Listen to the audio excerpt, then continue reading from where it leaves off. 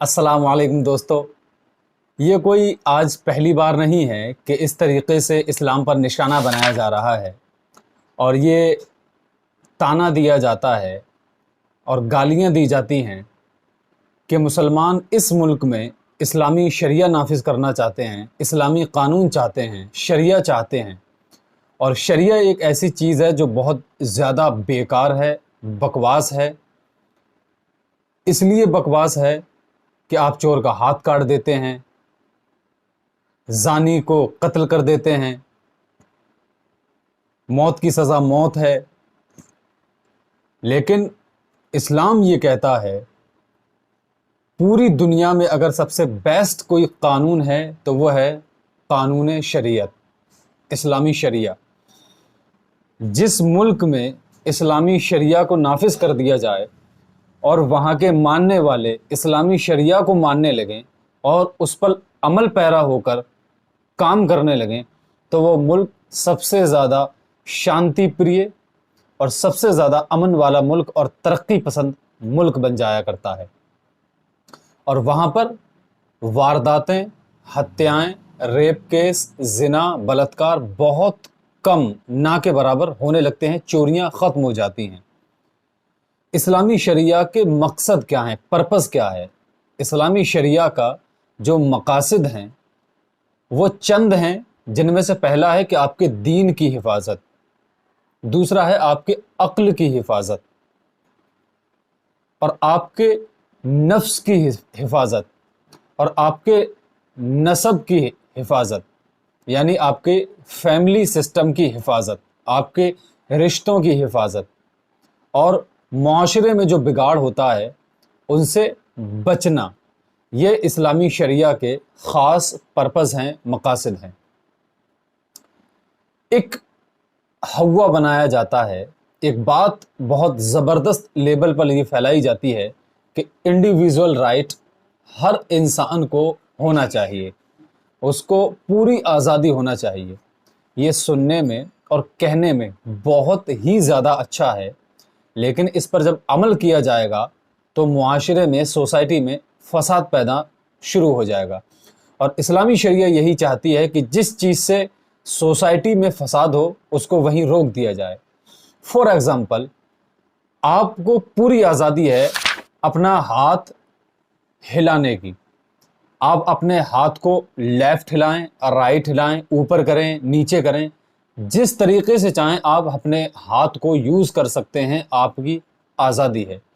लेकिन आप अपने हाथ को इस तरीके से हिलाते हुए मेरे गाल पर थप्पड़ नहीं मार सकते। आप अपना हाथ हिला सकते हैं इस तरीके से, लेकिन हिलाते हुए आपकी आज़ादी मेरे गाल की हद से पहले पहले ख़त्म हो जाती है। ऐसा नहीं है कि आप इंडिविजुअल राइट्स के मुताबिक अपने हाथ को इस तरीके से हिलाएं और मेरे गाल पर थप्पड़ मार दें। समझ रहे हैं बात? आज़ादी सिर्फ वहाँ तक है जब तक फसाद ना हो।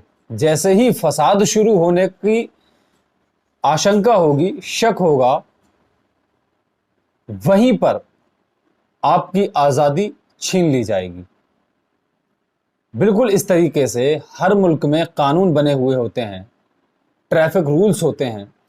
अगर ट्रैफिक पुलिस ये कह दे कि आज के बाद हर इंसान को ये आज़ादी है कि वो फरारी और मर्सिडीज़ लेकर, या जिस तरीके की उसके पास सवारी है, 100 पर भगाना चाहे तो 100 पर भगा सकता है, 80 पर भगाना चाहे तो 80 पर भगा सकता है, जिस साइड भगाना चाहता है उस साइड भगा सकता है। और सबको ये आज़ादी है, ये ऑप्शनल दे दिया गया है, ये कानून बना दिया गया है कि अब कोई कानून नहीं माना जाएगा, आपकी मर्ज़ी है। आप ग्रीन सिग्नल पर रुकना चाहते हैं तो रुक जाएं, चलना चाहते हैं तो रुक जाएं, रेड सिग्नल पर रुकना चाहते हैं तो रुक जाएं, चलना चाहते हैं तो रुक जाएं। आप बताइए, अगर कोई शख्स इस तरीके से करने लगेगा तो मुआशरे में खैर फैलेगी या फसाद फैलेगा?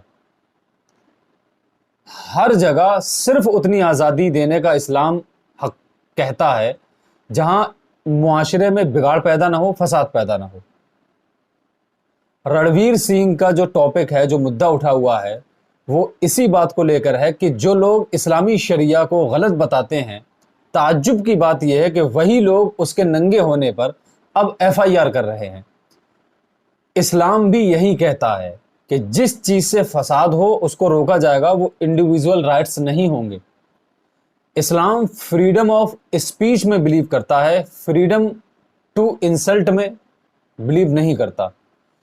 آپ کو آزادی ہے، آپ کچھ بھی کہہ سکتے ہیں، لیکن آپ کو یہ آزادی نہیں ہے کہ آپ کسی کے بارے میں انسلٹ کریں، خاص کر کسی کے خدا کو یا کسی کے نبی کو۔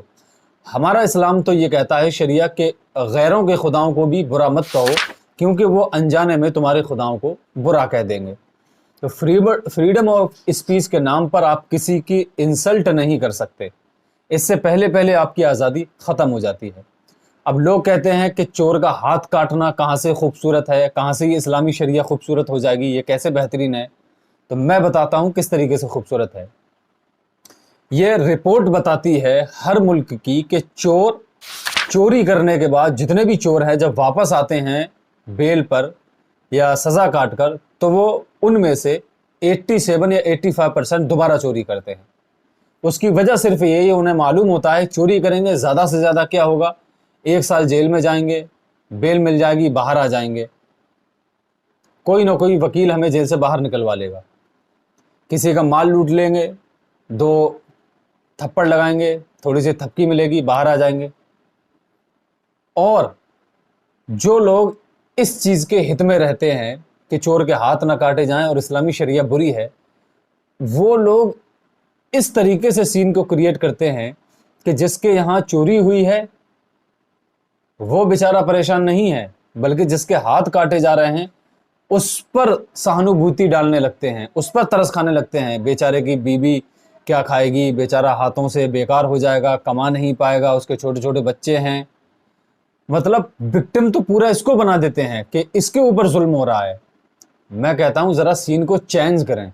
جس کے گھر چوری ہوئی ہے وہ ایک ایسا شخص ہے جس نے دیش کی سیوا کی ہے، فوج میں رہ کر آیا ہے، جیسے تیسے اس بیچارے نے 5-10 لاکھ روپے جمع کرے ہیں کہ بیٹے کی پرورش ہو جائے گی، بیٹیوں کی شادی ہو جائے گی، بچے کو ڈاکٹر انجینئر بناؤں گا، اچھے کالج میں ایڈمیشن کراؤں گا۔ اس کے وہ 5 لاکھ جس نے چرا لیا، بتائیے وہ ظالم ہے یا یہ ظالم ہے؟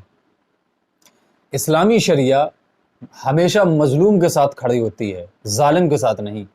چوری کرنے والا ظالم ہے، ظلم کرنے والا ہے۔ اگر معاشرے میں ایک چور کے ہاتھ کٹیں گے تو سینکڑوں اور لاکھوں جو چوری کرنے کا ارادہ رکھتے ہیں وہ چوری ترک کر دیں گے، کیونکہ انہیں یہ بات معلوم ہے کہ اگر میں 10 لاکھ چراؤں گا اور پتہ چل گیا اور میرے ہاتھ کٹ گئے تو 10 لاکھ کی اہمیت زیادہ ہے یا ہاتھ کی؟ ہر انسان جانتا ہے کہ اس کے ہاتھ کی زیادہ اہمیت ہے۔ اسی وجہ سے معاشرے سے شر ختم ہو جائے گا۔ اب بات کرتے ہیں کہ کسی نے زنا کر لیا تو ضروری ہے کہ اس کو پتھر مار مار کر ختم کر دیا جائے، اس پر اسٹون برسائے جائیں، اسے پتھروں سے مارا جائے، اس کا جو ہے قتل کر دیا جائے۔ تو ایک امریکہ میں ایک ریسرچ کی گئی 250-300 لوگوں پر، ایسے ہسبینڈ اینڈ وائفز پر جنہیں وائف نے ہسبینڈ کو چیٹ کیا یا ہسبینڈ نے وائف کو چیٹ کیا، ان پر یہ ریسرچ کی گئی اور ان سے پوچھا گیا کہ جس دن آپ کے ہسبینڈ نے آپ کو چیٹ کیا، اور وائف سے پوچھا گیا کہ جس دن آپ کے ہسبینڈ نے چیٹ کیا، اور ہسبینڈ سے یہ پوچھا گیا کہ جس دن آپ کو یہ خبر ملی کہ آپ کی وائف نے آپ کو چیٹ کیا، اس دن آپ کون سی خبر سننا پسند کرتے؟ کیا یہ کہ آپ کے پارٹنر نے آپ کے ساتھ چیٹ کیا ہے، کسی دوسرے کے ساتھ ریلیشن بنایا ہے، یا آپ یہ بات سننا پسند کرتے کہ آپ کے پارٹنر کی ڈیتھ ہو گئی ہے؟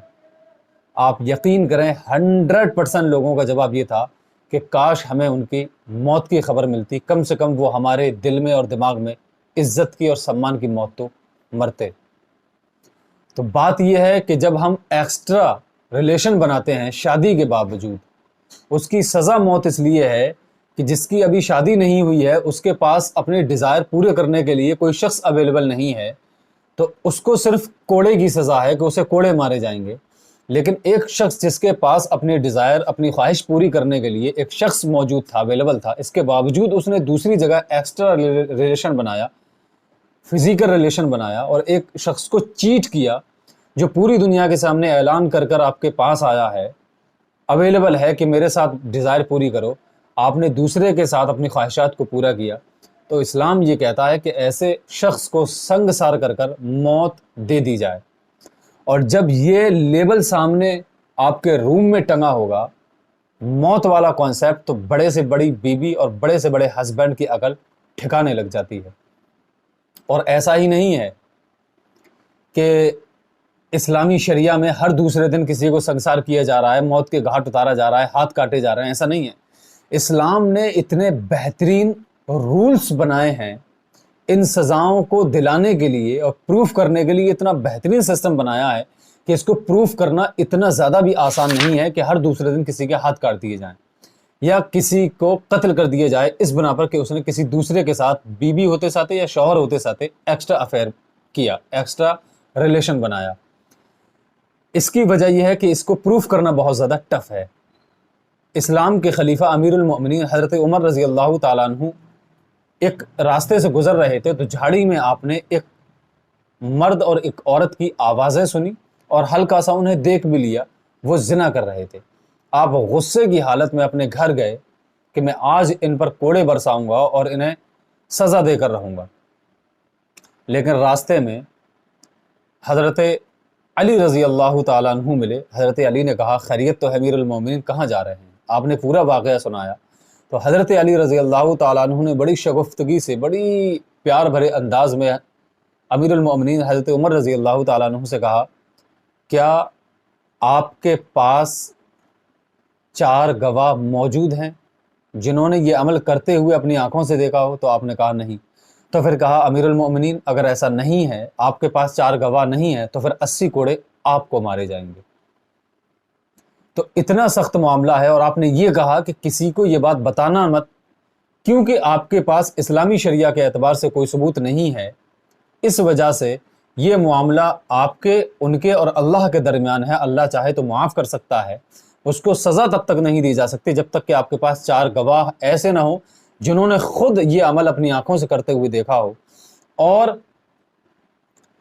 اگر ایسا نہیں ہے تو دوسری شرط یہ ہے کہ وہ لوگ خود آ کر اپنے اقبال جرم کریں، اپنے جرم کو ایکسیپٹ کریں، جس طریقے سے نبی کرم صلی اللہ تعالیٰ علیہ وسلم کے زمانے میں کچھ لوگ آپ کی بارگاہ میں آئے اور انہوں نے بار بار اصرار کیا یا رسول اللہ ہم سے زنا ہو گیا، یا رسول اللہ ہم سے زنا ہو گیا، اپنی جانوں پہ ظلم کر بیٹھے، بار بار انہوں نے اصرار کیا، بار بار اصرار کیا، بار بار انہوں نے یہ اس بات کو قبول کیا کہ ہمیں سزا دی جائے، تو انہیں سنگسار کیا گیا۔